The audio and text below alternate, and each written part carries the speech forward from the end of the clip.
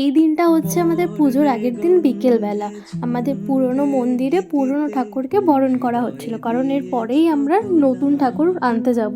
যদিও ঠিক হয়েছিল যে বিকেল বিকেলই চলে যাব, কারণ সন্ধ্যের আগে নতুন ঠাকুর নিয়ে ঘরে ঢুকতে হবে। তাও ঠাকুর নিয়ে ঢুকতে পুরো সন্ধেই হয়ে যায়। আর এটা দেখছো, এটা আমাদের নতুন ঠাকুর মন্দির। এরপরেই আমরা বেরোবো। এখনই দেখো কিরকম একটা অন্ধকার অন্ধকার হয়ে আসছিল, তো ঠাকুর নিয়ে আস্তে আস্তে তো একদমই অন্ধকার হয়ে যায়।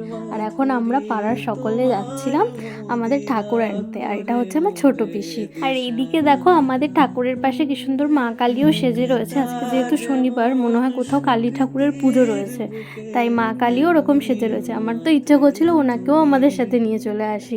আর পালবাড়ি থেকে আমাদের বাড়ির ডিস্টেন্স তো খুব একটা বেশি নয়, তার জন্য আমরা লোকাল ভ্যান করেই নিয়ে আসছি। আর সামনে এইদিকে আমি গঙ্গা জল ছেটাতে ছেটাতে আসছিলাম, কারণ সবাই হয়তো জানো যে নতুন ঠাকুর যখন নিয়ে যেতে হয় অমনি খালি রাস্তার ওপর দিয়ে নিয়ে যেতে নেই, তার আগে একটু গঙ্গা জল ছেটাতে হয়, তাহলে শুদ্ধ হয়ে যায় ব্যাপারটা আর কি। এটা মানে আমি জানি, এবার আমি জানি না এটার আসল রিজনটা কি, আমি এই রিজনটা জানি।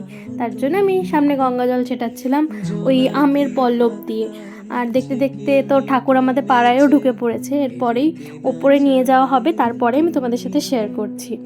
আর এখানে ওপরে নিয়ে এসেই আগে আমার পিসি বরণ করছে, কারণ প্রতিবারই আমার ছোট পিসি আগে বরণ করে, তারপরে আমার মা বরণ করে, তারপরে আরও পাড়ার যারা রয়েছে সকলে বরণ করে। তারপরে আমার আজকে ইচ্ছে হয়েছিল যে আমিও একটু বরণ করি, কিন্তু এখন করব না, যেহেতু আমি আনম্যারিড। যারা ম্যারিড তারা আগে বিয়ে করবে, তারপরে আমি তো ঠাকুর আগে মন্দিরে ঢুকিয়ে নেওয়া হবে, তারপরে আমি সবার শেষে বরণ করব, কারণ এটা আমার ইচ্ছে, আমি করবই আজকে। তো তারপরে এখন এখানে মা বরণ করে নিচ্ছে, মা করে নেওয়ার পরে আর কিছুজন করবে, তারপরে ঠাকুর মন্দিরে ঢুকিয়ে দেবে। আর তারপরে এখানে আমি বরণ করছি। আমি এখানে আমার ছোটো পিসিকে বলেছি একটু পিসি ভিডিওটা করো, আমিও বরণ করছি, সেটা আমার ভিডিওতে আমি অ্যাড করব।